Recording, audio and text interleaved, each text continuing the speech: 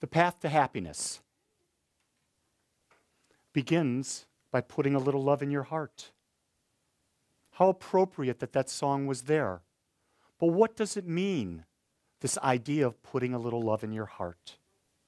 It means opening yourself up to an idea that is bigger than can be comprehended. It's an idea that there is an infinite power and presence that radiates through all things. It is what science are calling consciousness now. Consciousness is the ground of all being. In other words, it can't even be described as an energy. It can't be described as a thing. It cannot even be described, but we feel and sense and know there is something that brings a natural order to what we call life. Because there has to be an intelligence, otherwise how could you have a system like the solar system be in such an order? How can you have a physical body with trillions of cells that orderly knows how to do things? So we understand that there is this power. We can use the word infinite mind. We can use the word spirit. We can use the word God. But again, it's not the idea of God that is a God made in man's image. It's an idea of God where man is made in its image. Therefore, mankind, women, men, cannot be looking at something that is like them for the God presence. That would be thinking very small. Because God is beyond words. That's why when the Jewish faith looks at the word, they use Yahweh. Because there are no vowels. Because they understand that it is indescribable. So when people tell you about a God that's man created in man's image, I would ask you to consider moving in a different direction. Because what I find is that it limits. And the idea is that we're not limited. So this idea of happiness, where does it start? Does it start with getting a new car? Does it start with getting a new boyfriend? A new girlfriend? Does it start having 300 pairs of red shoes?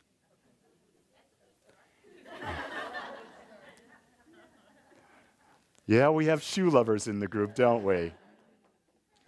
It starts with a decision. Everything we do starts with a decision. And the decision is simply this. When we make a commitment to something in our lives, we're saying that there is no other possibility. So let's say we're making a decision for health.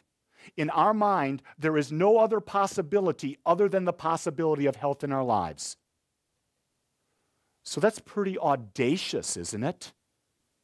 I almost said bodacious, because I really love that word. I'm just trying to figure out how do I use that in a spiritual context, and I guess I just have. But to be so bodacious to say that my life will be perfect health, and to be in a place of deciding that there will be nothing that can interfere with that, that's a very powerful statement. So where does that power come from? That power comes from this idea as acting as if right in this moment we are already that state of health. So how do we do this acting as if? Because the first step we've clearly defined. You make a decision. That decision's made. Now what's the next process? It's acting as if. So where do we go from acting as if? Where is the first place we go? We go to the power that we are that is beyond limitation. Because if we're going to go and we're going to heal ourselves to be the perfect health that we desire, and we have a consciousness that says, well, I've demonstrated this in my health, I've got this and this and this, we know that everything starts with first cause. Everything starts with that word. And most of the time that happens, it's unconscious. So now we've got to shift that word, but how do we shift the word? We already demonstrated and we see the physical evidence. We turn away from the physical evidence. Because the physical evidence is an effect. It's an effect of the words that we have used in the past up to this time. And what we do is this is where we enter into the idea of prayer and meditation. Let me rephrase that and say it: meditation and prayer. Because when we go into a state of meditation, it is into a state where we recognize and we fall into, I'm going to use the word nothingness, and at the same time use the word allness. Because when you are in the allness, you can't feel separation from anything. Because in the truth, as individualized expressions of the one, we have the ability to individualize the lives that we are leading, and we have the freedom to do so. And yet, at the same time, not separately, we are the allness of the Christ. Jesus said it so clearly, the Father and I are one, and he followed it with, this I do, and you can do, and more. He did not say, I am the only Son of God. He said, I am, and you are. And the power that he used is the creative power, and that power is present everywhere. You see, there's this law that we call it the law.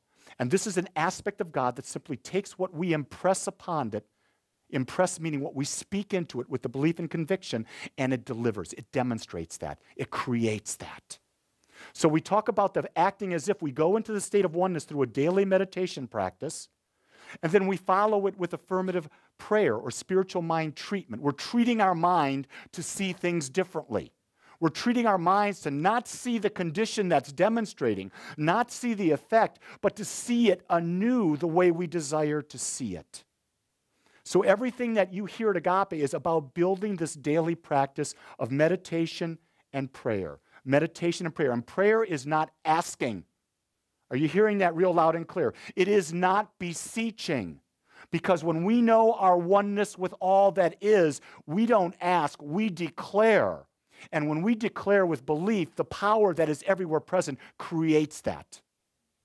Now, I'm not asking you to believe everything I say, but I'm asking you to test it and see if it works for you.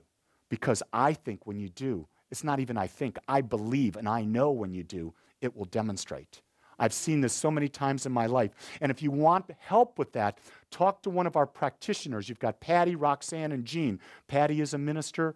Roxanne and Jean are practitioners. They've been trained in seeing beyond the condition of your life to see the truth that you are the oneness of God and to help you understand what is it that's hiding you from that truth? What is there masking? What is putting a filter over your eyes, your senses, your feelings to see how magnificent you are? That's why we're here when we talk in our mission statement that we teach a positive, practical spirituality that empowers and supports. So the teaching is happening. It's empowering you to try new things. And then we have a support vessel here through our practitioners and through any member of this community. So we build the acting as if with prayer and meditation, but we can go beyond that.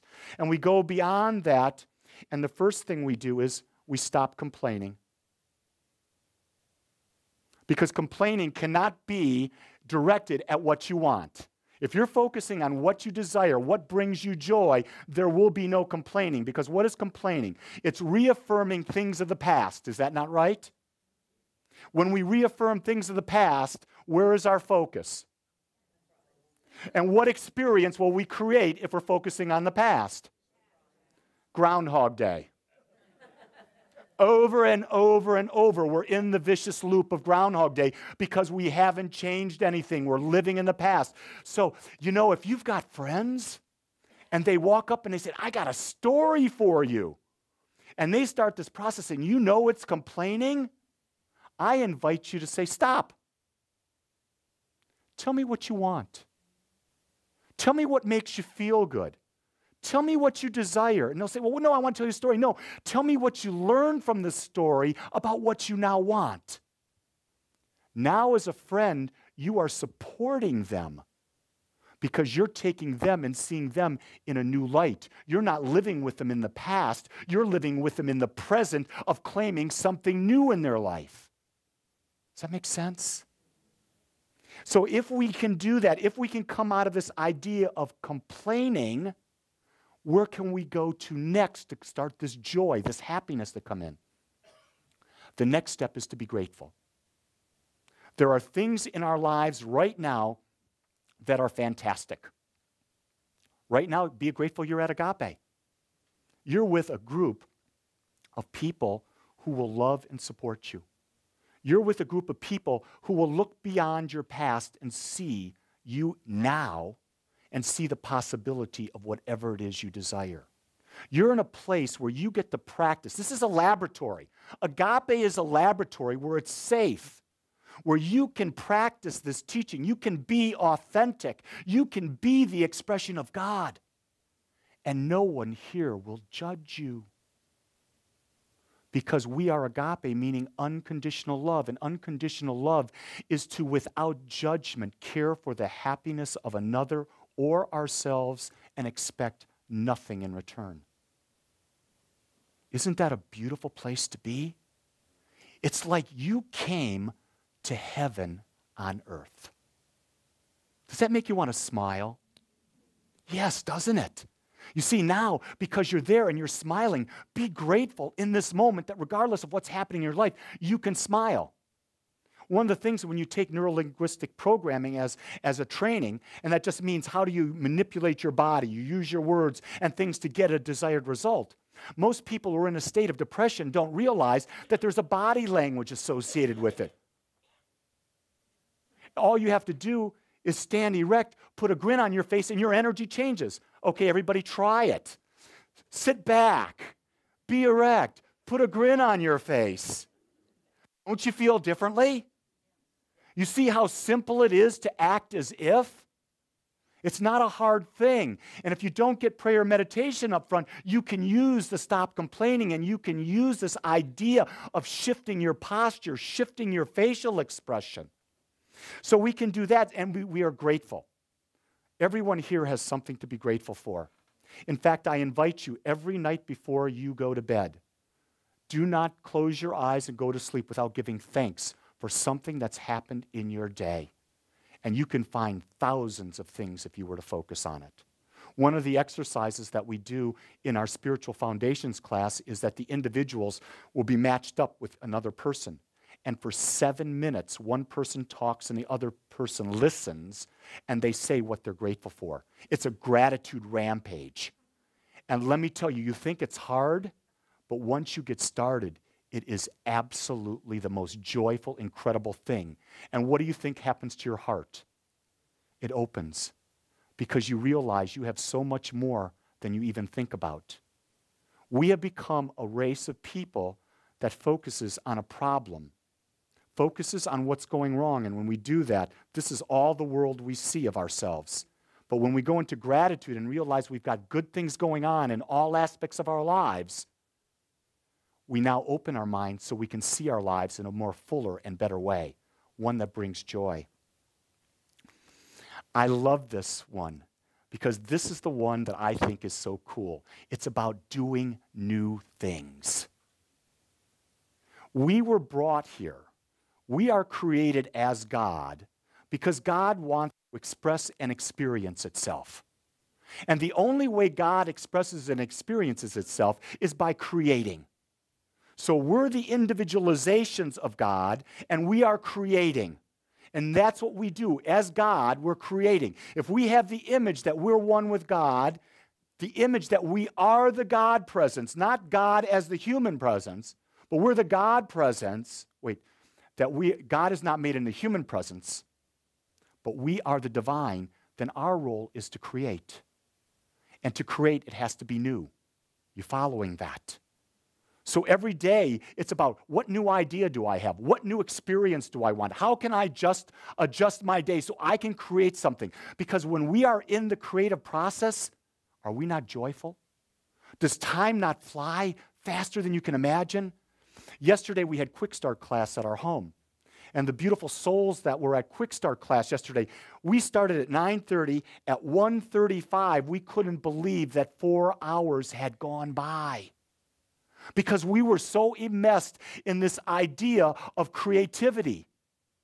We were creating new ideas. We were exploring our lives by looking at truth principles, principles about empowerment, so that we didn't know what time it was. People did not want to leave. And really, Reverend Lee didn't want them to leave because he was having fun. You see, I call that being in an area of genius. When we're in our area of genius, it means that what we're doing is something that we just desire to keep getting better and better and better at, and it is joyful for us. So when we're in that area of genius, we're lost in bliss. It's the way of being happy. The other thing, and we were watching this on Friday night, we were watching The Yes Man. Everyone see The Yes Man with Jim Carrey? Goes to a seminar, and this man gets up. The word is yes. Everybody say yes. And Jim Carrey is brought because he's a doubter. He has to make a covenant. And in that covenant, he had to say yes to everything. Everything. Homeless people picking up, this happening, that happening, yes to everything. But what it did is it took him beyond his small world where he had become a turtle. He had withdrawn into himself, into his apartment. His life was absolutely miserable. But by saying yes to new possibilities, his world opened up. But then he found out that you can be discerning in what you say yes to. Because my wife reminded me about that in the movie. She says, Lee, you can't say yes to this, this, and this. And she had logical points because we do have agreements. You know, if you have agreements, honor your agreements. Those are agreements that you have with yourself. Those are agreements that you have with others. Those are how you see the world and you act in the world. But then, if it's an agreement you have with yourself, question the agreement. Maybe it's an agreement that no longer serves. But if it's an agreement with someone else, talk with the other person. You don't just change the agreement. That could be an interesting source of experience. You ask about it because agreements are made so that in our humanness, we can be with each other in a harmonious way. Does that make sense? So when I think about joy, I think about joy being the highest expression of God. I think joy is the ultimate experience of the divine. I think it's even greater than love because I think love brings you to joy. I think joy is that pure state of bliss where you and we are so connected with the oneness that all things are possible, and yet we're so happy right where we are. And here's the thing about joy. Joy is not in the past. It is not in the future. It's right now. You do not have to become anything to be joy-filled. You simply sit back, open your mind, and birth that experience into it. And then once you've gotten to that experience, it's very difficult not to decide or want to decide to be joy-filled. The question is it something so valuable to you that you will make a decision? Knowing that the inner always reflects the outer, because that's what we teach at Agape. Your inner thoughts will always reflect what you're experiencing in your outer experience as a human. Quantum physics, everything is now supporting. Everything comes from inside. So when you make a decision, it means that you will take every thought that you have and you will focus it in the direction of that dream, of that idea of happiness. You will embody a practice of meditation and prayer, and you will act as if by stopping to complain, being grateful, thinking new thoughts, changing agreements, and simply being happy. Did you hear that? This is the simplest thing you can take away from today. Be happy. Regardless of what's going in your life, be happy. If you can't be happy, be a little bit more happier than you were coming in. See, one of the things that we do at Agape every Sunday is we create a sacred environment. We create an energy here with the music, with the camaraderie, with the coming together, so that a message of truth can come to you, so that you can look at the words, you can hear the words, but yet you can decide how you want to proceed, because you are the reflection of God and you have free will. You have perfect free will to choose anything you desire in your life. No one is right and no one is wrong, because that's the idea of what God is. God is infinite, and God is expressing infinitely. So it's not modeling Reverend Lee. It's not modeling Roxanne or Patty or Jean or Harry or Bill or Sue. It's being your authentic self and claiming for yourself, what level of happiness am I willing to experience in my life? I would invite you in this area of joy and happiness to have multiples. Yes, I said multiples. You can have this happiness in every moment of your day. And the only thing that will stop that is shifting your thought away from it. Shifting your thought to the past, shifting your thought that someone else has power over you, shifting your thought to the future and worrying about that.